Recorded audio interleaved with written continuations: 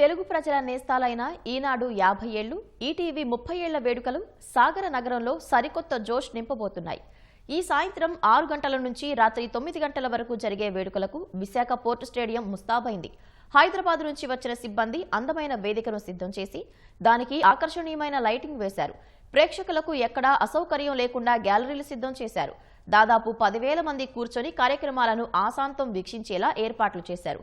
ప్రముఖ వ్యాఖ్యాత సుమ హైపర్ ఆది యాంకరింగ్ చేయనున్నారు. దాదాపు 3 గంటల పాటు సినీ, టీవీ గాయకులు, జబర్దస్త్ ఆర్టిస్టులు ప్రేక్షకులను అలరిస్తారు.